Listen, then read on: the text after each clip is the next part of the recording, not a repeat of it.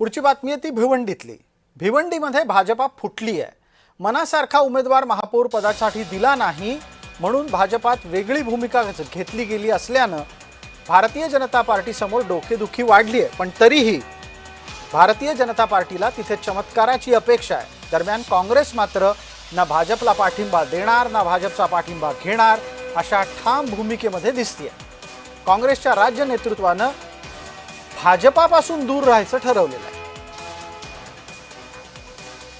आम्ही कुठल्याही प्रकारची तडजोड न करता की आम्ही कुठल्याही पद्धतीने भारतीय जनता पक्षासोबत जाणार नाही, आम्ही कुठल्याही पद्धतीनं शिंदे शिवसेनेसोबत जाणार नाही, त्यांचा पाठिंबाही घेणार नाही, त्यांना पाठिंबा देणारे नाही।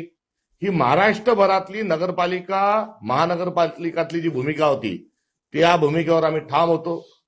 अनेक ठिकाणी वेगवेगळे प्रस्ताव आले, वेगवेगळ्या युती करण्याचा विषय आला, मात्र कुठेही काँग्रेस पक्षाने तडजोड केली नाही। महापौर हा काँग्रेसचा असेल, उपमहापौर राष्ट्रवादीचा असेल, परंतु जर समाजवादी सहभागी होत असेल तर आम्ही 4 पावलं मागे येऊन उपमहापौर समाजवादीला द्यायला तयार आहोत आणि जे राष्ट्रवादीचे वाटेल ते आम्ही घेऊ। भाजप आणि काँग्रेस मला वाटतं एकत्र आले ना तिथे। अनेक ठिकाणी भाजप आणि MIM असेल, भाजप आणि काँग्रेस असेल, हे एकत्र आलेत म्हणून हे दोन राष्ट्रीय पक्ष आता युती करतायत का एकमेकांसोबत, हा देखील प्रश्न एक आहेच।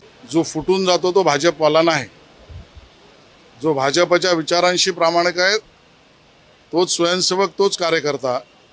आणि नेमका भिवंडीच्या प्रकरणातली मी माहिती घेईन, पण जो सर्वसाधारणतः आमच्या विचाराशी फारकत घेतो तो भाजपचा नाही, तो भाजप फुटीर म्हणता येणार नाही, तो आम्हाला सोडून बेदखल झालेला आहे असं मी म्हणेन।